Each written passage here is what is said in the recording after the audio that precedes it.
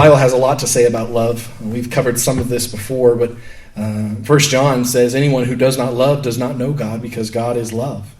1 Peter says, above all, keep loving one another earnestly, since love covers a multitude of sins. Colossians 3:14, above all these things, put on love, which binds everything together in perfect harmony. I mean, that's some modern pop culture love lyrics right there. Straight out of the Bible, Colossians 3:14. Love binds everything together in perfect harmony. John 13:34 and 35, Jesus says, a new commandment I give you, that you love one another just as I have loved you. You also are to love one another. By this all people will know that you are my disciples, if you have love for one another. And in chapter 15, Jesus said, greater love has no one than this, that someone lay down his life for his friends. 1 Corinthians 13:13, so now faith, hope, and love abide, these three, but the greatest of these is love. 1 John 4:19, we love because he first loved us. Proverbs 10:12, hatred stirs up strife, but love covers all offenses. 1 John 4:7, beloved, let us love one another, for love is from God, and whoever loves has been born of God and knows God. These instructions are for us as Christians. John's letter is for us. His motivation for writing this letter is his love for us, and we need to have that same love, that same motivation. And having that motivation, having that desire, brings us to joy. Right? John says, I love you. He says many times throughout this epistle, and then he says in verse 12, I have many things I want to write to you, but I don't want to write them down. I want to speak to you face to face. I hope to be with you face to face, so that your joy may be made full. There's something about face-to-face interaction. There's something about a loving interaction that brings us joy. It brings us a sense of peace. It brings us contentment whenever we have that love in our lives. Well, people ask the question all the time, well, how do you become content in life? How do you be satisfied with where you are? Maybe you're going through difficult times. Maybe you're going through a lot of heartache and suffering. How can I be content in this? Love. Love makes your joy complete. Makes it full, is the idea.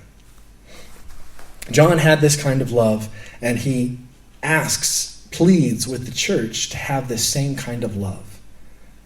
One of the most famous chapters on love, it's not actually the whole chapter, but it's Paul's chapter in 1 Corinthians chapter 13. I'm going to read through some of this briefly just because it's pertinent to the discussion about love. Chapter 13, verse 1, Paul says, if I speak with the tongues of men and of angels, but do not love, or do not have love, I have become a noisy gong or a clanging cymbal. I usually think of people who are practicing drums for the first time. Noisy gong, clanging cymbal. Yeah, it's kind of annoying, is what it is. Paul essentially is saying that abilities are meaningless without love.